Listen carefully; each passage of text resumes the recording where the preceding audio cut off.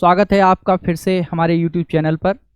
और आज फिर हम साइंस के टॉपिक पर डिस्कशन करने वाले हैं और उसी कड़ी में जो कि मैं आपको पढ़ा रहा था न्यूट्रिशन एंड डाइजेशन।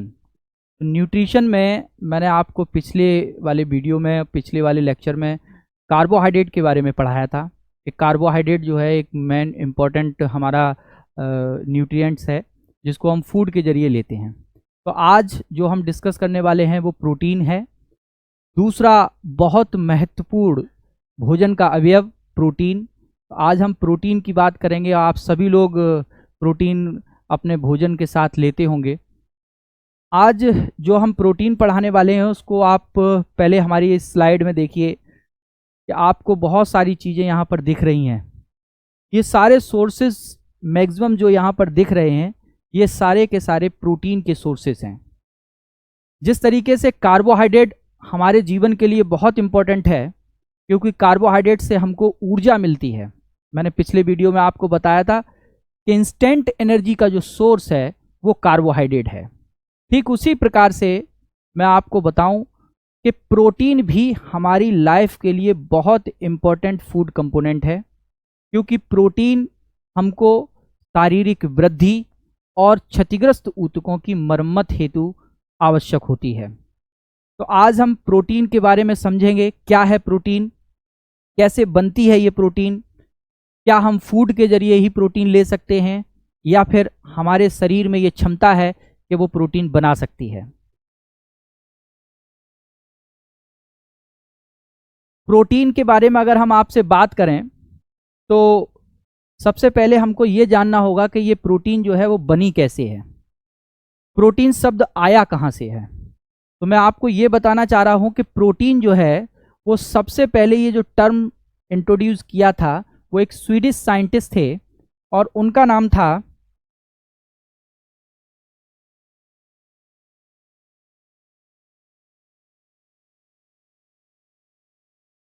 जो स्वीडिश साइंटिस्ट थे उनका नाम था बर्जीलियस और मोल्डर। इन्होंने 1838 में प्रोटीन शब्द दिया था। एक क्वेश्चन तो आपका यही बनता है कि प्रोटीन शब्द जो है वो किसने दिया या प्रोटीन की खोज किसने दी। तो आप ये याद रखिए कि जॉन्स बर्जीलियस जो कि एक स्वीडिश साइंटिस्ट थे, इन्होंने और मोल्डर ने मिलकर प्रोटीन शब्द को दिया था। कब दिया था? 1838 में दिया था। दूसरी बात, प्रोटीन क्यों आवश्यक है? अभी मैंने बताया था प्रोटीन भोजन में क्यों लेनी है, क्यों आवश्यकता होती है। तो प्रोटीन की आवश्यकता होती है हमें किस लिए? कि बॉडी ग्रोथ, हमारे शरीर की वृद्धि हो, हष्ट पुष्ट बने, शरीर बढ़िया रहे, हेल्दी रहे हम लोग। तो अच्छा शरीर और शरीर की ग्रोथ के लिए अगर हमको चाहिए तो क्या चाहिए? प्रोटीन चाहिए। दूसरा क्या है कि टिश्यू रिपेयरिंग, ऊतकों की मरम्मत हेतु भी हमको प्रोटीन की आवश्यकता होती है। मान लीजिए हमारे कहीं चोट लग गई तो जहां पर चोट लगी हुई है वो स्थान, उस स्थान पर कुछ टिश्यूज जो हैं वो डैमेज हो जाएंगे। अब उन टिश्यूज को दोबारा से बनना है तो उन टिश्यूज को बनाने के लिए प्रोटीन की आवश्यकता होती है। तो मैंने यहां पर बताया आपको कि प्रोटीन के दो मेन फंक्शन हैं, प्रोटीन के दो मुख्य कार्य हैं हमारी शरीर में। पहला कार्य तो ये है कि वो उनसे हमारे बॉडी की ग्रोथ होती है और दूसरा कार्य यह है कि हमारे जो क्षतिग्रस्त ऊतक हैं उनकी मरम्मत होती है, क्षतिग्रस्त ऊतकों को सही किया जाता है। आगे अब हम डिस्कस करेंगे कि ये जो प्रोटीन है, प्रोटीन का निर्माण कैसे हुआ है, कौन कौन से ऐसे एलिमेंट्स हैं जो प्रोटीन को बनाते हैं। तो मैं अगर प्रोटीन की बात करूं तो देखिए जो प्रोटीन है, जैसे मैंने आपको कार्बोहाइड्रेट में बताया था कि कार्बन, हाइड्रोजन और ऑक्सीजन। कार्बोहाइड्रेट में मैंने आपको पढ़ाया था कार्बन, हाइड्रोजन और ऑक्सीजन जब 1:2:1 के रेशियो में मिलते हैं तो कार्बोहाइड्रेट बनता है। यहाँ पर भी ये तीन एलिमेंट सेम हैं कि आप carbon molecule, hydrogen molecule, oxygen molecule और एक बेहद इंपॉर्टेंट मॉलिक्यूल और यहाँ पर जुड़ जाएगा और वो जुड़ जाएगा आपका नाइट्रोजन।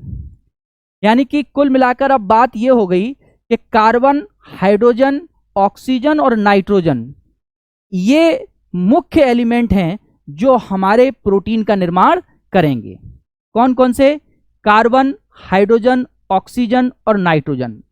अगर आपसे पूछा जाए कि जो प्रोटीन हैं उनका मेन कंपोनेंट क्या है, कौन कौन से ऐसे एलिमेंट्स हैं जो प्रोटीन का निर्माण करते हैं, तो हम कहेंगे कि कार्बन, हाइड्रोजन, ऑक्सीजन और नाइट्रोजन। लेकिन कुछ प्रोटीन ऐसी भी हैं जिनमें सल्फर भी होता है, कुछ प्रोटीन ऐसी हैं जिनमें सल्फर भी होता है, लेकिन मैक्सिमम और सभी प्रोटीन में आपके कार्बन, हाइड्रोजन, ऑक्सीजन और नाइट्रोजन, ये 4 प्रकार के एलिमेंट्स होंगे। ये 4 प्रकार के तत्व जब आपस में मिलते हैं तो प्रोटीन का मॉलिक्यूल हमारा बनेगा। चाहे कोई सी भी प्रोटीन हो शरीर में, उसका निर्माण जो है वो कार्बन, हाइड्रोजन, ऑक्सीजन और नाइट्रोजन इन तत्वों से मिलकर होगा। होता क्या है कि ये सभी तत्व आपस में मिलते हैं जब, तो एमिनो एसिड्स बनाते हैं। एमिनो एसिड्स बनाएंगे और ये एमिनो एसिड आपस में मिलकर एक चेन बनाते हैं जिसे हम कहते हैं पॉलीपेप्टाइड चेन। एमिनो एसिड आपस में मिलकर एक चेन बनाएंगे और ऐसी कई चेन जब आपस में मिलती हैं तो प्रोटीन बनती है। यानी कि हम कह सकते हैं कि प्रोटीन का निर्माण जो है उसमें जो बेसिक यूनिट है वो बेसिक यूनिट क्या होती है? एमिनो एसिड होती है।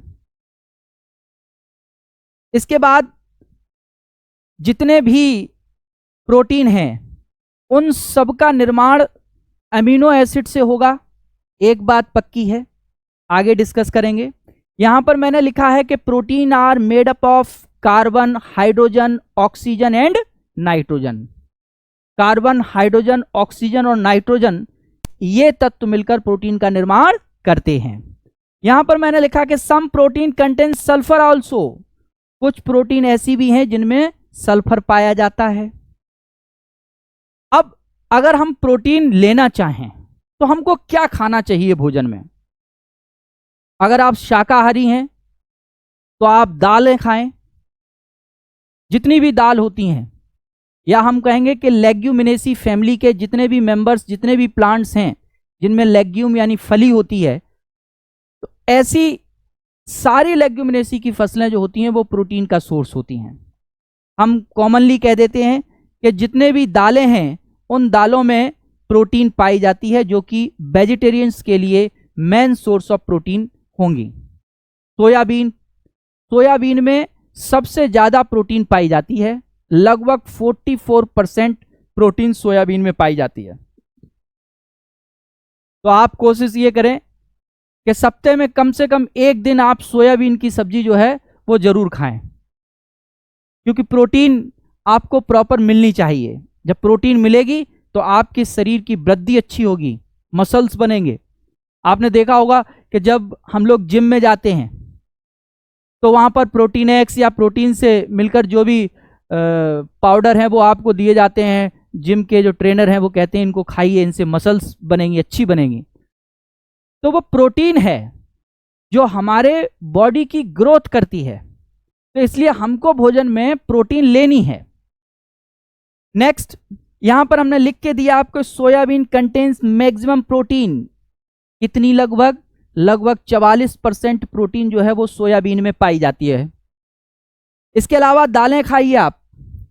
अगर आप नॉनवेज खाते हैं तो मीट है, अंडा है, फिश है, ये सारे सोर्स जो हैं वो आपको प्रोटीन देंगे।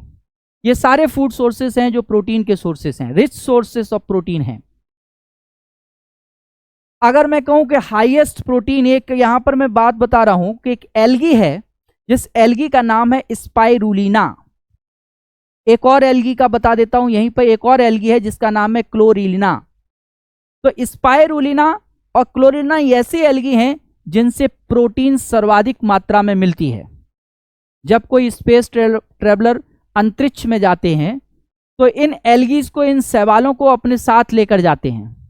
इनसे उनको 2 फायदे मिलते हैं। एक तो प्रोटीन के सोर्स हैं, दूसरा एल्गी जो होती हैं वो फोटोसिंथेसिस करेंगी तो ऑक्सीजन जनरेट करेंगी। यानी ऑक्सीजन की आपूर्ति के लिए और प्रोटीन के लिए, विशेषकर प्रोटीन के लिए, ये स्पेस ट्रैवलर्स, अंतरिक्ष यात्री अपने साथ इन एल्गीज को ले जाते हैं। एक एल्गी है स्पाइरुलिना और एक एल्गी है क्लोरिना।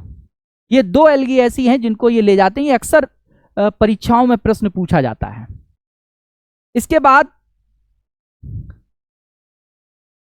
देखिए, मैंने हिंदी में भी ये स्लाइड बनाई है और इसमें लिखा है कि प्रोटीन शब्द 1838 में स्वीडिश वैज्ञानिक जॉन्स वर्जिलियस और मोल्डर द्वारा गढ़ा गया था। प्रोटीन हमारे शरीर के विकास और ऊतकों की मरम्मत के लिए आवश्यक है। प्रोटीन का निर्माण कार्बन, हाइड्रोजन, ऑक्सीजन और नाइट्रोजन से होता है। कुछ प्रोटीन ऐसे भी हैं जिनमें सल्फर पाया जाता है। शाकाहारियों के लिए दालें प्रोटीन का मुख्य स्रोत हैं। सोयाबीन में सर्वाधिक 44% प्रोटीन होती है और स्पाइरुलिना नामक शैवाल में सबसे अधिक मात्रा में प्रोटीन पाई जाती है। इसके बाद हम चर्चा करते हैं कि जो हमारे सोर्सेस हैं उनमें कौन सी प्रोटीन, बहुत सारे प्रकार की प्रोटीन होती हैं और मैं आपको यह भी बता दूं कि एक मनुष्य की प्रोटीन दूसरे मनुष्य की प्रोटीन से बिल्कुल नहीं मिल सकती है। प्रत्येक व्यक्ति में प्रोटीन जो है वो अलग अलग प्रकार की होती हैं। बहुत प्रकार की प्रोटीन है। अगर हम कहें कि यॉक, जो अंडे का यॉक है, उसमें कौन सी प्रोटीन होती है, तो लिपोविटालिन। लिपोविटालिन जो है वो ये एग यॉक की प्रोटीन है। पल्सेस में, दालों में कौन सी प्रोटीन होती है, तो प्रोलीन। अनाजों में कौन सी प्रोटीन होती है, तो ग्लूटालाइन। और सबसे इंपॉर्टेंट बात है ये बच्चों कि मिल्क में कौन सी प्रोटीन होती है। बहुत बार परीक्षाओं में पूछा गया है कि दूध में कौन सी प्रोटीन पाई जाती है। तो जो हमारा दूध है उसके अंदर जो प्रोटीन पाई जाती है वो है कैसीन प्रोटीन। याद रहेगा आपको कि दूध में कौन सी प्रोटीन प्रेजेंट होती है, तो दूध की प्रोटीन का नाम होता है कैसीन। जैसे मैंने कार्बोहाइड्रेट में पढ़ाया था कि दूध में कौन सी शर्करा पाई जाती है, कौन सी शुगर पाई जाती है, तो वहां पर था लैक्टोज शुगर। ऐसे ही अगर आपसे पूछा जाए कि दूध में कौन सी प्रोटीन होती है, तो दूध की जो प्रोटीन है उसका नाम होता है कैसीन। तो हमको अपने फूड में प्रोटीन क्यों लेनी है? प्रोटीन इसलिए लेनी है क्योंकि प्रोटीन से हमारे शरीर की वृद्धि होगी और हमारे क्षतिग्रस्त ऊतकों की मरम्मत होगी। अगर हम एनर्जी की बात करते हैं तो एनर्जी भी कंपैरिजन कार्बोहाइड्रेट की तुलना में प्रोटीन से एनर्जी ज्यादा प्रोड्यूस होती है। लेकिन मैंने फिर कहा प्रोटीन से भी ज्यादा एनर्जी किसमें है? फैट में है। जो फैट है इसमें लगभग 9.2 किलो कैलोरी एनर्जी मिलती है। 1 ग्राम फैट के बर्न होने पर 9.2 किलो एनर्जी मिलती है। और प्रोटीन की अगर बात करें तो प्रोटीन से लगभग 4.3 किलो कैलोरी एनर्जी मिलती है। यानी कि फैट में ग्रेटर देन प्रोटीन। और अगर मैं बात करूं कार्बोहाइड्रेट की तो लगभग 4.2 किलो कैलोरी एनर्जी मिलती है। तो प्रोटीन जो है वो ऊर्जा का भी स्रोत है, लेकिन इंस्टेंट एनर्जी जो हमको मिलती है वो किससे मिलती है? कार्बोहाइड्रेट से मिलती है। यह भी आप ध्यान रखना। इसके बाद इस प्रोटीन का फंक्शन और क्या है? जैसे मैंने कहा कि प्रोटीन का मुख्य कार्य क्या है, तो मुख्य कार्य तो है शरीर की वृद्धि करना और दूसरा काम क्या है कि क्षतिग्रस्त ऊतकों की मरम्मत करना। लेकिन इसके अलावा भी हमारी बॉडी में बहुत सी ऐसी चीजें हैं जिनका निर्माण प्रोटीन से होता है। आइए डिस्कस करते हैं। सबसे एक इंपॉर्टेंट बात मैं यहां पर बता दूं कि फूड के डाइजेशन के लिए इंपॉर्टेंट होते हैं एंजाइम। एंजाइम्स जो हैं ये फूड के डाइजेशन के लिए इंपॉर्टेंट हैं, जिन्हें हम बायोकैटलिस्ट कहते हैं। बायोकैटलिस्ट कहते हैं। जैव उत्प्रेरक होते हैं ये एंजाइम। जितने भी एंजाइम फूड के डाइजेशन के लिए हमारी बॉडी में सेक्रीट हो रहे हैं वो सारे के सारे एंजाइम जो हैं वो प्रोटीनस हैं, प्रोटीन के बने होते हैं। तो देखिए कितना इंपॉर्टेंट रोल हो गया प्रोटीन का। हो गया कि नहीं भाई? अगर प्रोटीन ना होती तो एंजाइम नहीं बनते, और एंजाइम नहीं होते तो हम जो कुछ भी खाते वो डाइजेस्ट ही नहीं होता। तो डाइजेशन के लिए जो डाइजेशन होता है बॉडी में, जो पाचन होता है भोजन का, वो पाचन एंजाइमों की सहायता से होता है, और वो सारे एंजाइम जो हैं वो किसके बने होते हैं? प्रोटीन के बने होते हैं। इसके अलावा कुछ हार्मोन्स भी ऐसे हैं बॉडी में, जैसे कि आपका इंसुलिन हार्मोन, जो ब्लड में ग्लूकोज के लेवल को मेंटेन करता है। इंसुलिन की कमी हो जाती है तो हमको डायबिटीज हो जाता है, मधुमेह रोग होता है। तो ये जो इंसुलिन है ये प्रोटीनस है, ये प्रोटीन का बना है। इसी तरीके से ऑक्सीटोसिन, ये भी बॉडी में एक हार्मोन सेक्रीट होता है, और ये भी कैसा है? प्रोटीन का बना है। तो देखिए, एंजाइम प्रोटीन के बने हुए हैं, कुछ हार्मोन्स भी प्रोटीन के बने हैं। इसके अलावा जो हमारी एंटीजन और एंटीबॉडी होती हैं ब्लड में, पढ़े होंगे आप कि एंटीजन और एंटीबॉडी, इन एंटीजन और एंटीबॉडी का निर्माण भी प्रोटीन से होता है। एंजाइम बने, हार्मोन्स भी कुछ बने, और एंटीबॉडी और एंटीजेंस भी हमारे प्रोटीन के बने होते हैं। आगे देखिए कि बॉडी के कुछ पार्ट्स, बहुत सारे जीव जंतुओं के शरीर के कुछ अंग, कुछ भाग जो हैं वो प्रोटीन के बने होते हैं। जैसे अगर हम कहें कि हेयर, बाल, त्वचा और नाखून, हेयर, स्किन और नेल्स, ये किस प्रोटीन के बने हैं? तो ये अल्फा कैरेटिन प्रोटीन के बने होते हैं। किस प्रोटीन के बने होते हैं? अल्फा कैरेटिन प्रोटीन के बने होते हैं। जो हमारे नेल्स हैं, हमारे ये हेयर्स हैं, हमारी जो स्किन है, वो जिस प्रोटीन की बनी है उस प्रोटीन का नाम है अल्फा कैरेटिन प्रोटीन। इसी तरीके से बोन्स बहुत इंपॉर्टेंट है, कई बार परीक्षाओं में पूछा गया है कि जो हमारी अस्थियां हैं, जो हमारी हड्डियां हैं, वो किससे बनी होती हैं? तो जनरली आप जानते हैं कि जितनी भी अस्थियां हैं वो कैल्शियम और फास्फोरस तो बनी होती हैं, लेकिन इसके अलावा एक प्रोटीन होती है इन अस्थियों के निर्माण में भाग लेती है, जो उसका नाम है ओसीन प्रोटीन। याद रखना कि अस्थियों का निर्माण जिस प्रोटीन से होता है उस प्रोटीन का नाम है ओसीन प्रोटीन। आगे बात समझ में कि हमारी जो बोन्स हैं, इन बोन्स के निर्माण में भी प्रोटीन का इंपॉर्टेंट रोल है। एक प्रोटीन होती है ओसीन प्रोटीन, जो कि हमारी बोन्स में पाई जाती है, जो हमारी बोन्स के निर्माण में भाग लेती है। इसके अलावा जो हमारी मसल्स हैं, मांसपेशियां हैं, इन मांसपेशियों में भी प्रोटीन की बनी है। एक प्रोटीन एक्टिन और एक प्रोटीन मायोसिन। ये दोनों प्रोटीन जो हैं वो मांसपेशियों के निर्माण में भाग लेती हैं, या हम कहेंगे कि मांसपेशियों में कौन सी प्रोटीन उपस्थित होती है, तो हम कहेंगे एक्टिन और मायोसिन प्रोटीन जो हैं वो हमारी मांसपेशियों में प्रेजेंट हैं। इसके अलावा देखिए, बहुत ही इंपॉर्टेंट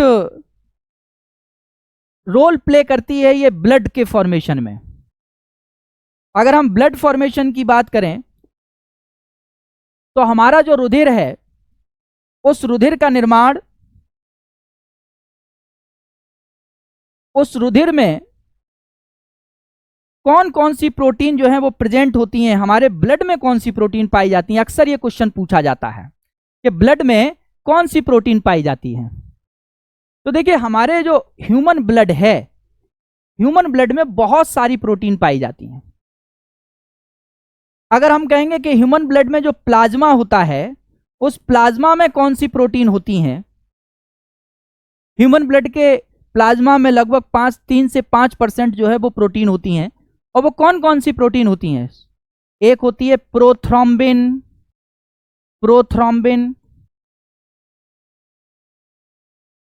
दूसरी प्रोटीन यहां फाइब्रिनोजन,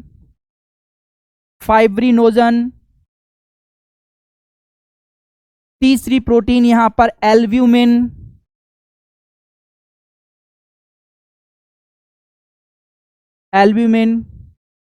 एक और प्रोटीन मैं यहां बता रहा हूं आपको जो ब्लड में प्रेजेंट है, वो है ग्लोबिन। आपने हीमोग्लोबिन सुना ना? हीमोग्लोबिन जो होता है, तो हीमोग्लोबिन में 2 पार्ट हैं, एक हीम और दूसरा होता है ग्लोबिन। तो ये जो ग्लोबिन है ये एक प्रोटीन होती है, ये जो ग्लोबिन है वो एक प्रोटीन होती है, और जो हीम पार्ट है ये आयरन है, Fe। तो हीमोग्लोबिन के निर्माण में भी कौन सी प्रोटीन भाग लेती है? तो हीमोग्लोबिन के निर्माण में ग्लोबिन प्रोटीन होती है। तो देखिए कितनी प्रोटीन हमारे ब्लड में है। प्रोथ्रोम्बिन ब्लड क्लॉटिंग में हेल्प करती है, फाइब्रिनोजन ब्लड क्लॉटिंग में हेल्प करती है, ये फाइबर यानी कि ये एक नेट बना देती है जिससे ब्लड जो है वो बाहर निकलना बंद हो जाता है। एल्ब्यूमिन प्रोटीन, ग्लोबिन प्रोटीन, ये सारी प्रोटीन जो है हमारे ब्लड में प्रेजेंट हैं। नेक्स्ट देखिए कि अभी हमने क्या जाना, क्या बॉडी के बहुत सारे पार्ट्स जो हैं वो भी प्रोटीन के बने होते हैं। प्रोटीन से क्या क्या बना होता है फटाफट देखते हैं। एंजाइम्स, कुछ हार्मोन्स, एंटीबॉडी, एंटीजेंस और बॉडी के डिफरेंट पार्ट, चाहे वो ह्यूमन हो या अदर एनिमल्स हो, उनमें भी जो शरीर के विभिन्न भाग हैं वो प्रोटीन के बने होते हैं। इसके बाद देखिए कि ये जो प्रोटीन है ये बनती कैसे है। अभी मैंने आपसे डिस्कस किया था कि जो प्रोटीन की बेसिक यूनिट है, जो प्रोटीन की बेसिक यूनिट है वो क्या होती है? Amino acid. Amino acid, amino acid 22 प्रकार के एमिनो एसिड की अब तक खोज हो चुकी है, जिनमें से जंतुओं में 20 प्रकार के एमिनो एसिड प्रोटीन का निर्माण में भाग लेते हैं, प्रोटीन का निर्माण करते हैं। एक क्वेश्चन आपसे यही बनता है कि प्रोटीन के निर्माण में कितने अमीनो एसिड भाग लेते हैं, कितने प्रकार के अमीनो एसिड प्रोटीन का निर्माण करते हैं? तो आपका जवाब होगा कि 20 प्रकार के अमीनो एसिड जो हैं वो प्रोटीन के निर्माण में भाग लेते हैं। यहां पर मैंने लिखा है कि protein molecules are the polymer of amino acid. बहुत सारे अमीनो एसिड, पॉली वर्ड लग गया है तो इसका मतलब बहुत सारे अमीनो एसिड जब आपस में मिलते हैं तो प्रोटीन का निर्माण होता है। इसीलिए मैंने कहा कि बेसिक यूनिट जो होती है वो प्रोटीन की, वो क्या होती है? एमिनो एसिड होती है। हमारे शरीर में प्रोटीन का निर्माण होता है, प्रोटीन सिंथेसिस बॉडी के अंदर होती है। हम बाहर से भी प्रोटीन लेते हैं और हमारी शरीर जो है, हमारा बॉडी जो है वो भी प्रोटीन का निर्माण कर सकता है। प्रोटीन के निर्माण में जो हमारी कोशिका है, उस कोशिका में एक सेल ऑर्गेनेल्स होता है जिसका नाम होता है राइबोसोम। राइबोसोम। इसके अलावा एंडोप्लाज्मिक रेटिकुलम, और स्पेशली कौन सी एंडोप्लाज्मिक रेटिकुलम? जिस पर राइबोसोमल पार्टिकल्स लगे रहते हैं, यानी कि रफ एंडोप्लाज्मिक रेटिकुलम। तो rough endoplasmic reticulum and ribosome, ये दोनों प्रोटीन सिंथेसिस में हेल्प करते हैं, प्रोटीन को बनाने का काम करते हैं शरीर में। इसीलिए बच्चों राइबोसोम को हम प्रोटीन फैक्ट्री के नाम से जानते हैं। पूछा जाएगा आपसे कि कौन सा सेल ऑर्गेनेल्स ऐसा है जो प्रोटीन सिंथेसिस में हेल्प करता है, तो हम कहेंगे कि राइबोसोम प्रोटीन सिंथेसिस में हेल्प करता है, इसलिए उसे हम प्रोटीन की फैक्ट्री कहते हैं। इसके अलावा रफ एंडोप्लाज्मिक रेटिकुलम भी प्रोटीन सिंथेसिस में हेल्पफुल होती है, और उसका कारण यह है कि रफ एंडोप्लाज्मिक रेटिकुलम के ऊपर भी राइबोसोमल पार्टिकल्स लगे रहते हैं, इसलिए वो भी प्रोटीन सिंथेसिस में हेल्प करती है। तो अगर आपसे यह पूछा जाए कि कौन कौन से सेल ऑर्गेनेल्स प्रोटीन सिंथेसिस में हेल्पफुल होते हैं, तो मेन तो सेल ऑर्गेनेल्स हो गया राइबोसोम, लेकिन इसके साथ दूसरा भी आप बताएंगे कौन सा? Endoplasmic reticulum. चलिए प्रोटीन सिंथेसिस को समझने के लिए हम यहां पर एक सिंपल सा आपको बताते हैं कि हमारे बॉडी में डीएनए जो हैं, इन डीएनए से पहले मैसेंजर आरएनए बनते हैं।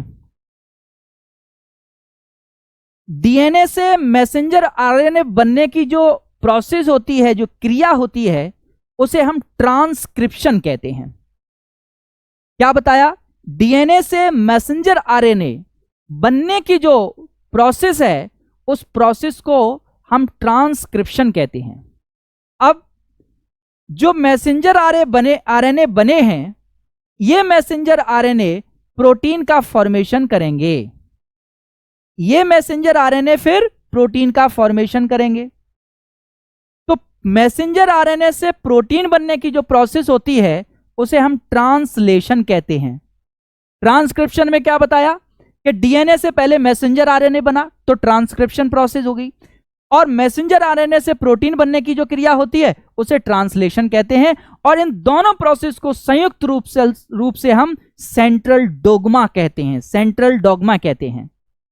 एक बार ये क्वेश्चन पूछा जाता है अक्सर परीक्षाओं में कि ट्रांसक्रिप्शन क्या है, तो बहुत सिंपल सी लैंग्वेज में आपके बता देंगे कि डीएनए से आरएनए बनने की प्रोसेस जो है, जो भी प्रोसेस है वो ट्रांसक्रिप्शन कहलाती है। और डीएनए से मैसेंजर आरएनए बनने की प्रोसेस ट्रांसक्रिप्शन, और मैसेंजर आरएनए से प्रोटीन बनने की प्रोसेस ट्रांसलेशन कहलाती है। उन दोनों को मिलाकर हम सेंट्रल डोग्मा कहते हैं। यहां पर हमने ये जाना कि प्रोटीन के निर्माण में मैसेंजर आरएनए जो है वो इंपॉर्टेंट रोल प्ले करते हैं। चलिए, जब हम प्रोटीन सिंथेसिस को पढ़ेंगे तो इसमें यह पढ़ेंगे कि कैसे प्रोटीन की सिंथेसिस बॉडी में होती है। आगे देखते हैं तो याद रहेगा आपको कि प्रोटीन की फैक्ट्री जो है वो किस कोशिकांग को कहा जाता है, तो हम कहेंगे राइबोसोम को प्रोटीन की फैक्ट्री कहते हैं। जैसे माइटोकॉन्ड्रिया को कोशिका का पावर हाउस कहा जाता है, क्योंकि वहां पर ग्लूकोज का ऑक्सीडेशन होता है और उससे ऊर्जा बनती है। तो शरीर में ऊर्जा बनने का जो स्थल है वो माइटोकॉन्ड्रिया है, तो उसको इसलिए कोशिका का पावर हाउस कहते हैं। इसी प्रकार से हमारे शरीर में प्रोटीन का जो निर्माण में हेल्पफुल है वो है हमारे राइबोसोम, तो हम राइबोसोम को प्रोटीन की फैक्ट्री कहते हैं। अब फिर वही बात हम आपसे कह रहे हैं, दोहरा रहे हैं कि प्रोटीन के निर्माण में जो मुख्य यूनिट है, जो बेसिक यूनिट है, वो अमीनो एसिड होती है। आइए इस अमीनो एसिड के बारे में थोड़ा जानते हैं। ये अमीनो एसिड है, इस अमीनो एसिड में एक एसिमेट्रिक कार्बन होता है, और उस कार्बन से एक तरफ हाइड्रोजन, एक तरफ अमीनो ग्रुप NH2,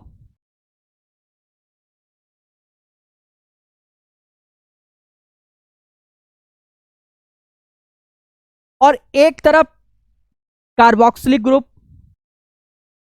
और एक कोई साइड चेन एल्कलाइन चेन होती है। एक अमीनो एसिड में एक कार्बन से डिफरेंट टाइप के ग्रुप्स जुड़े हुए हैं, इसलिए इस कार्बन को हम कहते हैं एसिमेट्रिक कार्बन। तो ये एक एसिमेट्रिक कार्बन से डिफरेंट टाइप के ग्रुप्स जो हैं वो जुड़े रहते हैं। हर एमिनो एसिड में, जो मैंने कहा कि 20 प्रकार के एमिनो एसिड प्रोटीन के निर्माण में भाग लेते हैं, इनमें से हर एमिनो एसिड में NH2 ग्रुप, कार्बोक्सिलिक ग्रुप और एक हाइड्रोजन ये जरूर होगा। जो बदलता रहता है वो रहती है ये आपकी एल्कलाइन चेन। ये साइड चेन जो है वो आपकी बदलती रहती है। अगर मैं सबसे सिंपलेस्ट अमीनो एसिड की बात करूं तो सबसे सिंपलेस्ट अमीनो एसिड जो है वो ग्लाइसिन है। सबसे सिंपलेस्ट अमीनो एसिड जो है वो कौन सी है? ग्लाइसिन है, जिसमें आपका NH2 ग्रुप है, कार्बोक्सिलिक ग्रुप है, हाइड्रोजन है, और एल्कलाइन ग्रुप नहीं होता है, इसकी जगह भी आपका हाइड्रोजन होता है। यह सबसे सिंपलेस्ट एमिनो एसिड है। अब तक कितने प्रकार के एमिनो एसिड की खोज हो चुकी है? 22 प्रकार के, जिनमें से 20 प्रकार के एमिनो एसिड जंतुओं में पाए जाते हैं जो प्रोटीन का निर्माण करते हैं।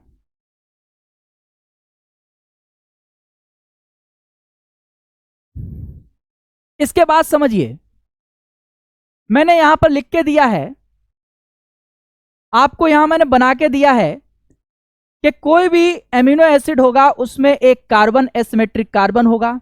ये आपका कार्बोक्सिलिक ग्रुप हो गया, ये आपका एमिनो ग्रुप हो गया NH2, ये आपका हाइड्रोजन है, और इधर आपकी कोई एक साइड चेन एल्कलाइन ग्रुप हो सकता है। सबसे सिंपलेस्ट एमिनो एसिड कौन सा होता है? तो आप कहेंगे सबसे सिंपलेस्ट एमिनो एसिड ग्लाइसिन है, जिसमें एल्कलाइन चेन यानी साइड चेन नहीं होती है, उसकी जगह सिंपल हाइड्रोजन होता है। 20 प्रकार के अमीनो एसिड आपके शरीर में प्रोटीन के निर्माण में भाग ले रहे हैं। 20 types of amino acid are involve in making protein in our body. इनमें से जो 20 टाइप के अमीनो एसिड हैं, इनमें से 10 अमीनो एसिड ऐसे हैं जिनको हम बॉडी में बना सकते हैं। इनकी आवश्यकता नहीं है हमें बाहर से लेने की, हमारे शरीर में ही बन सकते हैं।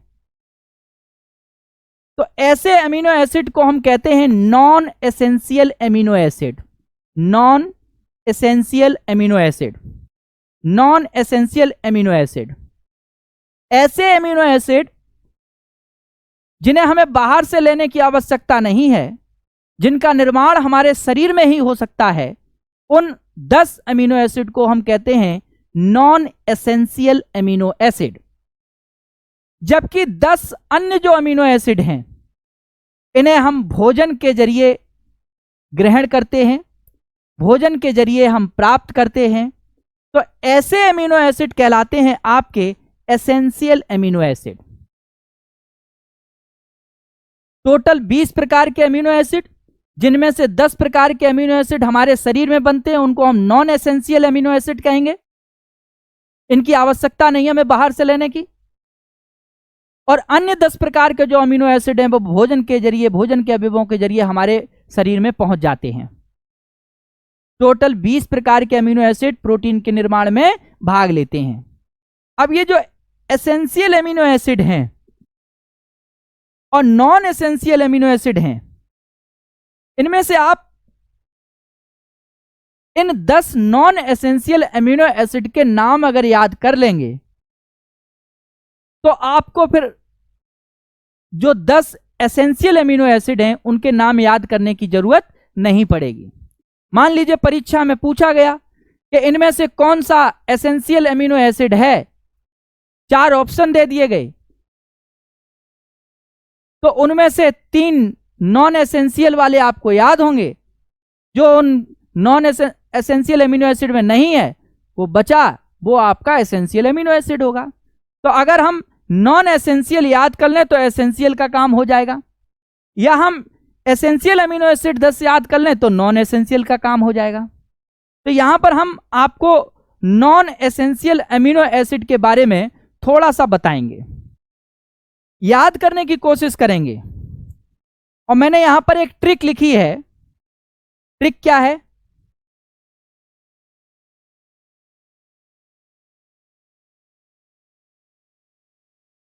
ट्रिक क्या है बच्चों, देखिए, लिख लीजिए आप।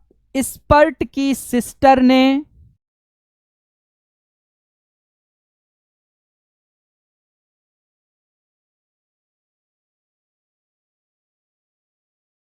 स्पर्ट की सिस्टर ने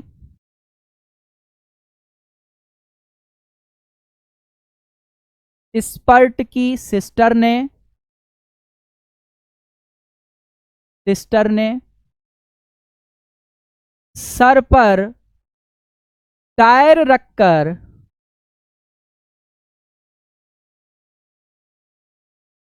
तीन गली में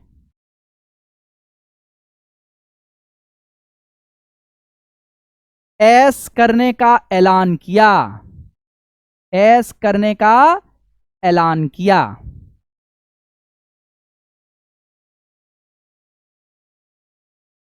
क्या बताया मैंने? ये हम नॉन एसेंशियल एमिनो एसिड को यहां से याद करेंगे। नॉन एसेंशियल एमिनो एसिड को हम यहां पर याद करेंगे, उनके नाम याद करेंगे। अक्सर परीक्षाओं में पूछा जाता है कि नॉन एसेंशियल और एसेंशियल एमिनो एसिड कौन से हैं। तो आपको ये ट्रिक जो है, इससे थोड़ी सी मदद मिलेगी याद करने में। मैंने कहा स्पर्ट, कोई भी एक स्पर्ट नाम है, किसी बचुआ का नाम है स्पर्ट, और उसकी एक बहन है, सिस्टर है। वो क्या कर रही है कि सर पर टायर रखकर तीन गलियों में ऐश करने के लिए उसने ऐलान कर दिया है।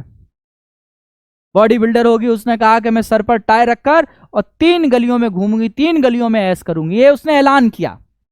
तो मैंने एक बनाया, स्पर्ट की सिस्टर ने सर पर टायर रखकर 3 गली में ऐश करने का ऐलान किया। अब देखिए क्रम से, पहले हमने कहा स्पर्ट की सिस्टर ने, तो आप यहां से याद रखेंगे एस्पर्टिक एसिड।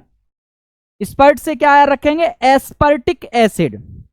स्पर्ट की सिस्टर, सिस्टर से याद रखेंगे सिस्टीन। सिस्टर ने सर पर, तो सर से याद रखेंगे सेरीन, पर से याद रखेंगे प्रोलीन। टायर रखकर, तो टायर से याद रखेंगे टायरोसिन। 3 गली में जो 3 जी हैं, उनमें एक जी का मतलब है ग्लूटेमिक एसिड, दूसरे जी का मतलब है ग्लूटामाइन और तीसरे जी का मतलब होगा ग्लाइसिन।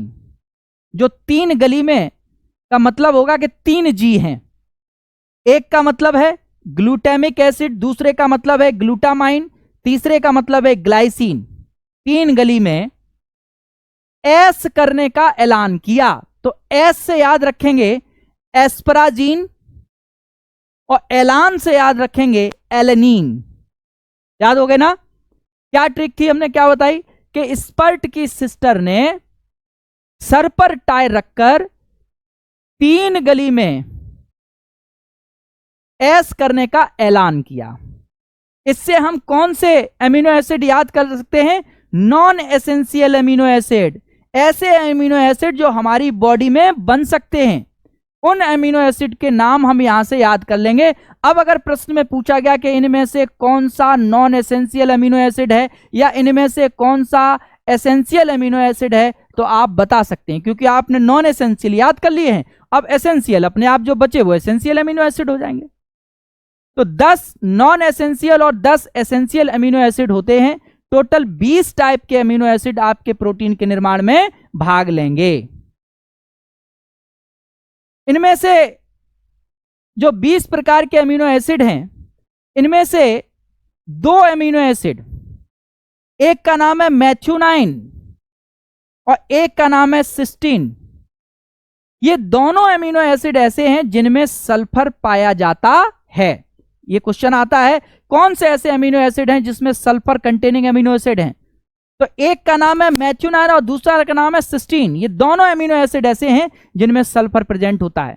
मैंने शुरू में आपको बताया था कि प्रोटीन के निर्माण में कार्बन, हाइड्रोजन, ऑक्सीजन और नाइट्रोजन इनकी आवश्यकता होती है, लेकिन कुछ प्रोटीन ऐसी भी हैं जिनके निर्माण में जिनमें सल्फर पाया जाता है। तो ऐसी प्रोटीन जिनमें सल्फर पाया जाता होगा, उनमें जो है मैथ्यूनाइन और सिस्टीन, ये एमिनो एसिड उन प्रोटीन को बनाने में भाग लेते होंगे। यहां तक मेरी बात समझ में आई बेटा? आगे चलते हैं। नेक्स्ट, एमिनो एसिड से एक क्वेश्चन यह भी पूछा जाता है कि कौन से ऐसे एमिनो एसिड है जिनको हम बेसिक एमिनो एसिड कहते हैं। ये जो बेसिक एमिनो एसिड हैं वो कौन से होते हैं? एक आर्जिनिन होता है, एक हिस्टिडीन होता है और एक लाइसिन होता है। ये 3 एमिनो एसिड जो हैं वो बेसिक एमिनो एसिड कहे जाते हैं। इनको याद करने के लिए हमें ऐसे याद करके बस आज हंस लो, तो बस से कुछ नहीं, हमने क्या बताया? बस आज हंस लो, आज हंस लो। तो यहां पर आप बस कौन कौन से होते हैं? एक तो आज से याद रखेंगे आप आर्जिनिन, हस से याद रखेंगे हिस्टिडीन और लो से याद रखेंगे लाइसिन। ये जो अमीनो एसिड 3 हैं, ये आपके क्या कहे जाते हैं? ये आपके कहे जाते हैं बेसिक अमीनो एसिड्स। तो टोटल कितने प्रकार के अमीनो एसिड की खोज हो चुकी है? 22 प्रकार के। लेकिन इनमें से कितने प्रकार के अमीनो एसिड जंतुओं में प्रोटीन के निर्माण में भाग लेते हैं? तो इनमें से 20 प्रकार के अमीनो एसिड जो हैं वो प्रोटीन के निर्माण में भाग लेते हैं। अब समझिए, ये जो एमिनो एसिड हैं, ये जो एमिनो एसिड हैं, मैंने आपको पीछे बताया कि जो प्रोटीन है वो एमिनो एसिड के पॉलीमर है। जो प्रोटीन है वो एमिनो एसिड का पॉलीमर है, यानी कई एमिनो एसिड आपस में मिलकर प्रोटीन का निर्माण करते हैं। कैसे? मान लीजिए एक एमिनो एसिड ये है बेटा, एक एमिनो एसिड ये है, कोई सा भी एमिनो एसिड हो सकता है 20 में से। दूसरा एमिनो एसिड इससे जुड़ जाएगा, इसी प्रकार से इससे तीसरा एमिनो एसिड जुड़ जाएगा, इसी प्रकार से इससे चौथा एमिनो एसिड जुड़ जाएगा,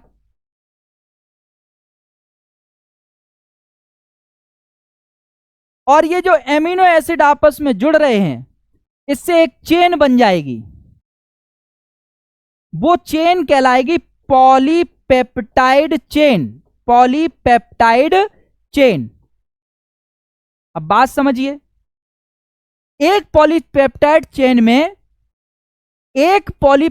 चेन में बच्चों एवरेजन लगभग 110 एमिनो एसिड जुड़े रहते हैं। एक बड़ी सी श्रृंखला, एक चेन बन जाती है एक अमीनो एसिड से। जैसे फूलों की माला होती है ना, वैसे ही मान लो प्रत्येक फूल एक अमीनो एसिड है।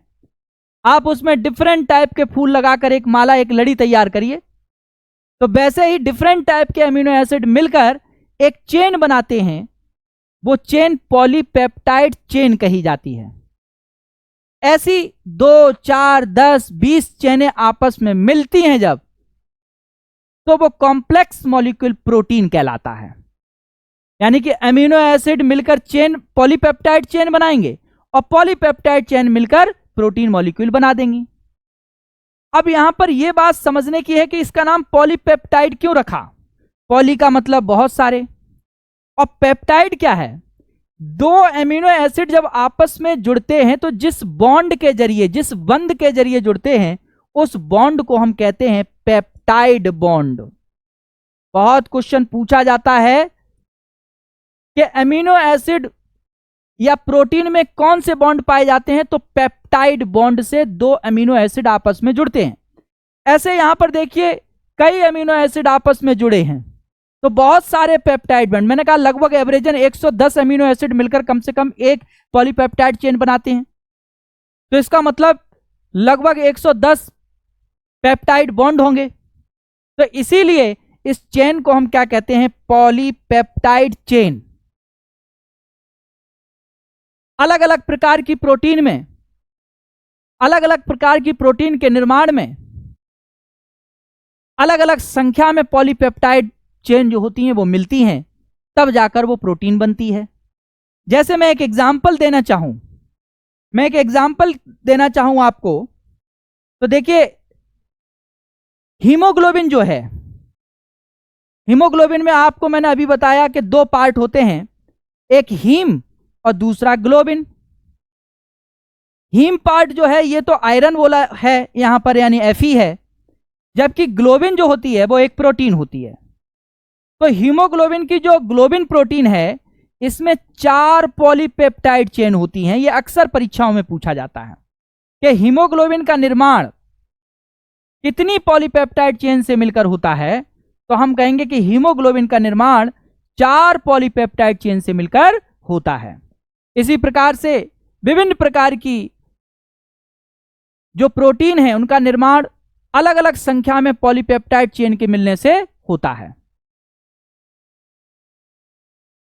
एक एमिनो एसिड से जब दूसरा एमिनो एसिड जुड़ता है, तो जिन बॉन्ड से जुड़ता है उन बॉन्ड को हम क्या कहते हैं बच्चों?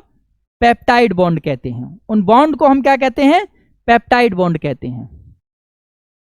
और एक अमीनो एसिड जब दूसरे अमीनो एसिड से जुड़ता है, तो एक अमीनो एसिड का एमिनो ग्रुप दूसरे अमीनो एसिड के कार्बोक्सिलिक ग्रुप के साथ जुड़ेगा।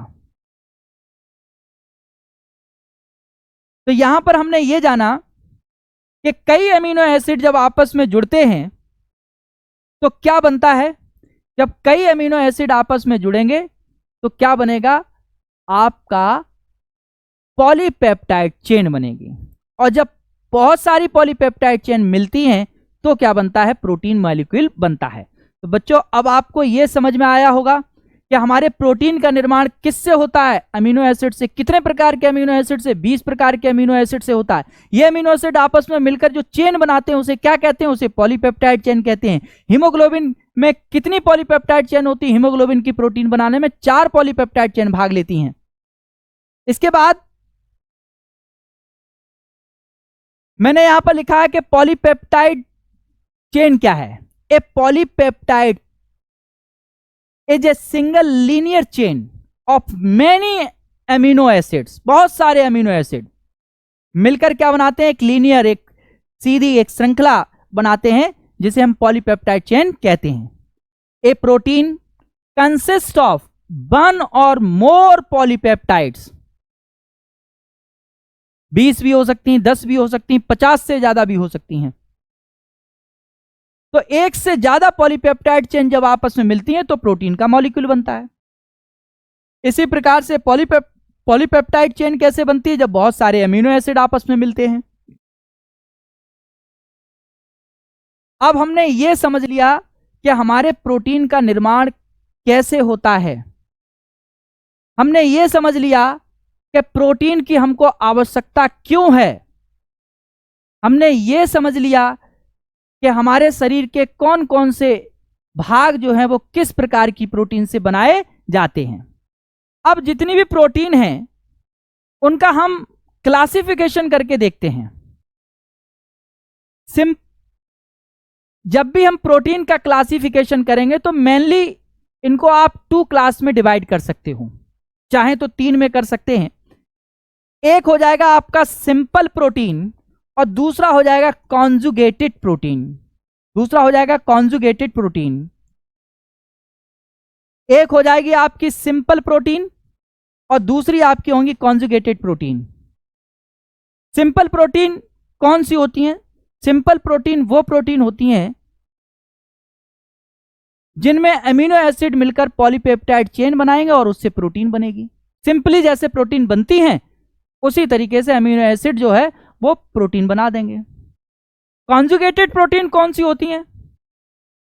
कि अमीनो एसिड से जो प्रोटीन सिंपल प्रोटीन बनी है, अगर उन प्रोटीन के साथ कोई प्रोस्थेटिक ग्रुप जैसे कि कार्बोहाइड्रेट, फैट, ये जब जुड़ जाएं तो ऐसी प्रोटीन को हम कॉन्जुगेटेड प्रोटीन कहते हैं।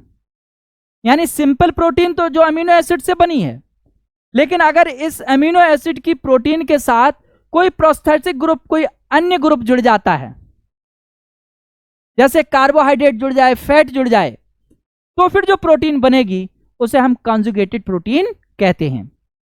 देखिए, ये कॉन्जुगेटेड प्रोटीन कई तरीके की, जैसे ग्लाइकोप्रोटीन। यहां बच्चे ग्लाइको लगा है यानी ग्लूकोज से संबंधित, और ग्लूकोज क्या होता है? कार्बोहाइड्रेट होता है। तो इसका मतलब ऐसी प्रोटीन होगी जिसमें कोई कार्बोहाइड्रेट और प्रोटीन मिलकर बनाएंगी। जब कार्बोहाइड्रेट प्रोटीन के साथ जुड़ता है तो जो प्रोटीन बनती है उसे हम कहते हैं ग्लाइकोप्रोटीन। इसी तरीके से होता है लिपोप्रोटीन। लिपोप्रोटीन में क्या होगा कि अगर प्रोटीन के साथ एक प्रोस्थेटिक ग्रुप लिपिड जुड़ गया, लिपिड क्या? बसा। अगर लिपिड जुड़ जाए तो जो प्रोटीन बनेगी वो क्या कहलाएगी? लिपोप्रोटीन कहलाएगी। इसी तरीके से क्रोमोप्रोटीन का उदाहरण क्या है? हीमोग्लोबिन, जो कलर देती हैं ऐसी प्रोटीन क्रोमोप्रोटीन। हीमोग्लोबिन की प्रेजेंस से क्या होता है? हीमोग्लोबिन की प्रेजेंस से रुधिर का रंग लाल होता है, ब्लड का कलर कैसा होता है? रेड होता है। तो ये क्रोमोप्रोटीन का उदाहरण अगर हम देंगे क्या? हीमोग्लोबिन। न्यूक्लियोप्रोटीन, हमारे न्यूक्लिक एसिड हैं, आप जानते हैं, डीएनए और आरएनए।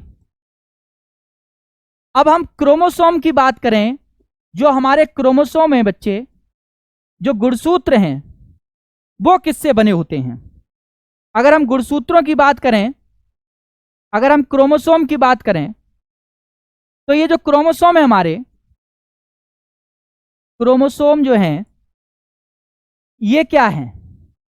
जब डीएनए यानी न्यूक्लिक एसिड और हिस्टोन प्रोटीन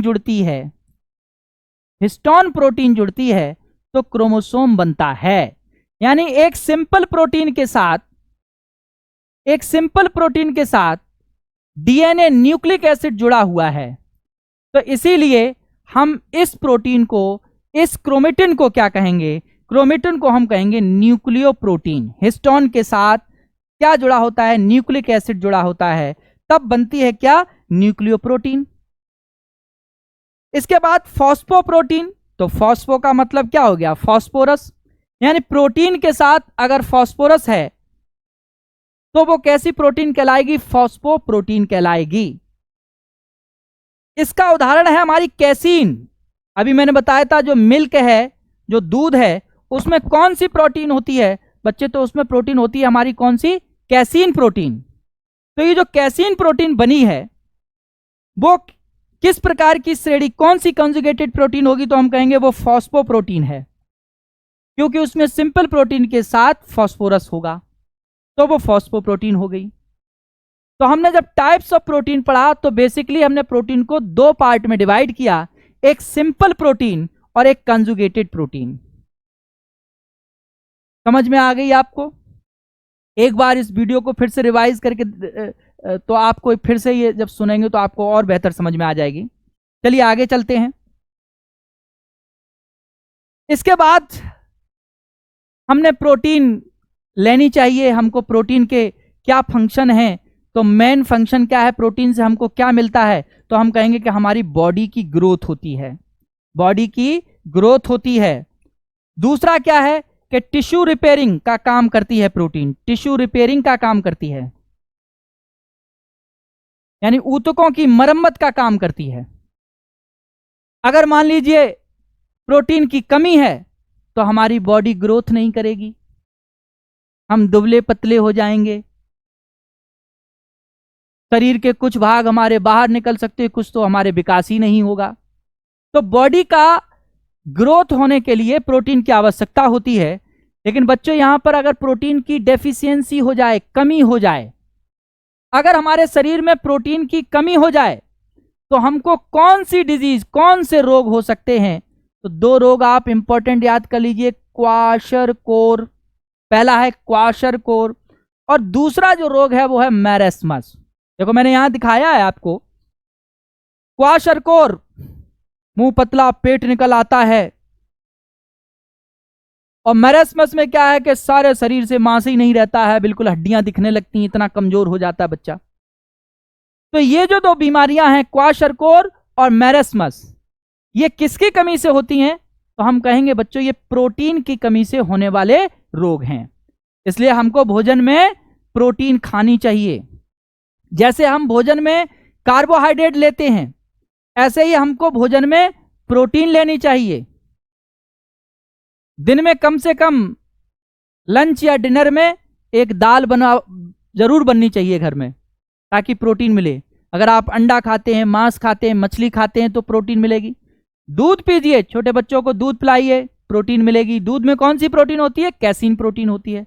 अगर प्रोटीन नहीं खाएंगे तो क्या हो जाएगा? बच्चे दुबले पतले रह जाएंगे, दुबले पतले रह जाएंगे, शरीर बहुत कमजोर हो जाएगा, उनका ऊर्जा नहीं होगी, बीमार हो जाएंगे। तो इसलिए जरूरी है कि वो प्रोटीन को आप भोजन में जरूर लें।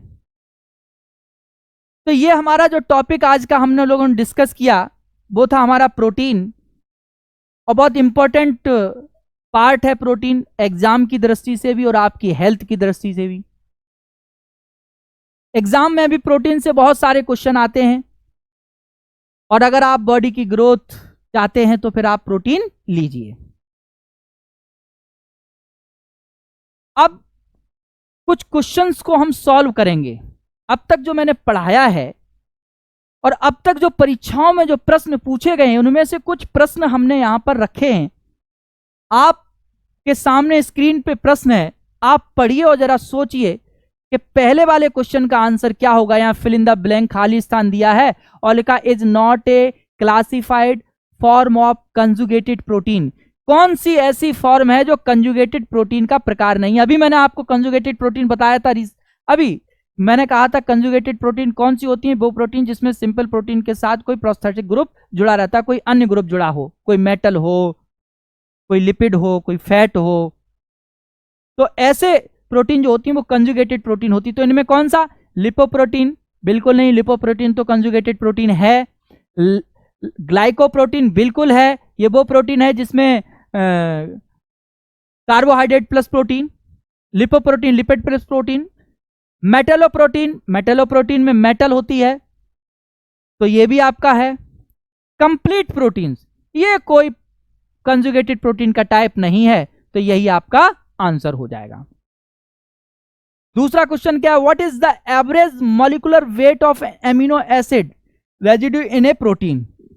एक प्रोटीन के निर्माण में लगभग एवरेज मॉलिक्यूलर वेट कितना होता है, तो लगभग 110।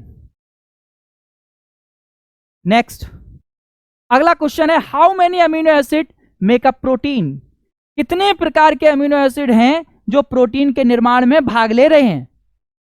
तो मैंने अभी बताया था आपको कि 20 प्रकार के अमीनो एसिड जो हैं वो प्रोटीन का निर्माण करते हैं। Next, what is a bond between amino acid called. दो अमीनो एसिड के बीच में जो बॉन्ड होता है, जो बंध होता है, वो कौन सा होता है बताइए। Ionic bond, acidic bond, peptic bond या हाइड्रोजन बॉन्ड। कौन सा होता है, बिल्कुल सही, peptic bond. Next question, which of the following statement is true about protein. Protein के बारे में कौन सा स्टेटमेंट सही है। Protein are polymer of glucose. क्या यह बात सही है कि प्रोटीन ग्लूकोज के पॉलीमर होते हैं। नहीं, क्योंकि प्रोटीन तो किसके पॉलीमर होते हैं, एमिनो एसिड के पॉलीमर होते हैं। Protein are polymer of amino acid, protein are polymer of peptide bond, protein are polymer of, ये भी नहीं है। तो कौन सा वाला सही होगा, protein are polymer of amino acid. मैंने अभी आपको पढ़ाया था तो उसमें बताया था कि जो प्रोटीन है वो कई अमीनो एसिड से मिलकर बनी है, यानी कि पॉलीमर ऑफ प्रोटीन हो, पॉलीमर ऑफ एमिनो एसिड है। नेक्स्ट देखिए, which of the following disorder cause by the deficiency of protein. Protein की कमी से कौन सा रोग हो जाएगा। पहला, weight loss, muscle fatigue, loss in muscle strength, ये सभी हो जाएंगे। इसका all of the above, weight भी लॉस होगा, मसल्स में भी खिंचाव होगा और मसल्स की कमजोर भी हो जाएंगी, क्यों, सबका निर्माण किससे होता है, प्रोटीन से होता है। तो इसलिए इसका आंसर हो जाएगा ऑल ऑफ दी अबव। अगला क्वेश्चन है, which of the following cell organelles is involve in the process of protein synthesis. कौन सा कोशिकांग ऐसा है जो प्रोटीन संश्लेषण में भाग लेता है। ऑप्शन दिए हैं, वेसिकल्स, राइबोसोम, सिंक्रोट्रॉन्स, माइटोकॉन्ड्रिया। तो इसमें से कौन सा बच्चों आंसर हो जाएगा, आंसर हो जाएगा राइबोसोम। इन्हीं को तो हम प्रोटीन की फैक्ट्री कह रहे थे, प्रोटीन फैक्ट्री इन्हीं को कह रहे थे ना, यही तो प्रोटीन सिंथेसिस में हेल्प करते हैं, राइबोसोम। इसके बाद अगला क्वेश्चन है, which of the following disease is cause by protein deficiency. कौन सी बीमारी ऐसी है जो प्रोटीन की कमी से होती है। एनीमिया, बिल्कुल नहीं, क्योंकि एनीमिया में तो ब्लड लॉस होता है। हाइपोथायरॉयडिज्म, ये भी नहीं, ये तो थायराइड से रिलेटेड डिजीज है। क्वाशरकोर, यही वाला आंसर आपका ठीक है। अभी मैंने बताया था आपको कि क्वाशरकोर और मैरेस्मस, ये दो ऐसी बीमारियां हैं जो प्रोटीन की कमी से होती हैं। Next, what makes amino acid unique. Amino acid में ऐसा क्या है जो उनको यूनिक बनाते हैं। जितने भी अमीनो एसिड हैं सब में कॉमन है कि उनमें एमिनो ग्रुप होगा, सब में कॉमन है, मैंने बताया था, कार्बोक्सिल ग्रुप होगा। लेकिन मैंने कहा जो साइड चेन होगी वो अलग अलग प्रकार के अमीनो एसिड में अलग अलग प्रकार की होगी। तो ये जो साइड चेन है, जो ये क्या करती है कि अमीनो एसिड को अलग करती है, अमीनो एसिड को यूनिक बनाती है। अगला लास्ट क्वेश्चन है, what are the protein that only give a single amino acid when hydrolysed.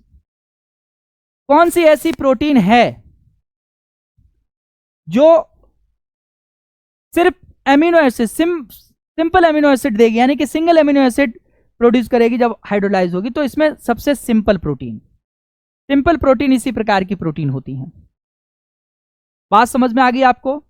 तो प्रोटीन हमने पढ़ा, प्रोटीन में हमने पढ़ा कि प्रोटीन किससे मिलकर बनी है? कार्बन, हाइड्रोजन, नाइट्रोजन और ऑक्सीजन से मिलकर बनी है। प्रोटीन क्यों खानी चाहिए? प्रोटीन से हमारी शारीरिक वृद्धि और क्षतिग्रस्त ऊतकों की मरम्मत होती है। आपको आज जो मैंने प्रोटीन पढ़ाया आपको समझ में आया होगा, तो आप चैनल को सब्सक्राइब करें, लाइक करें और कमेंट्स करें। Thank you very much.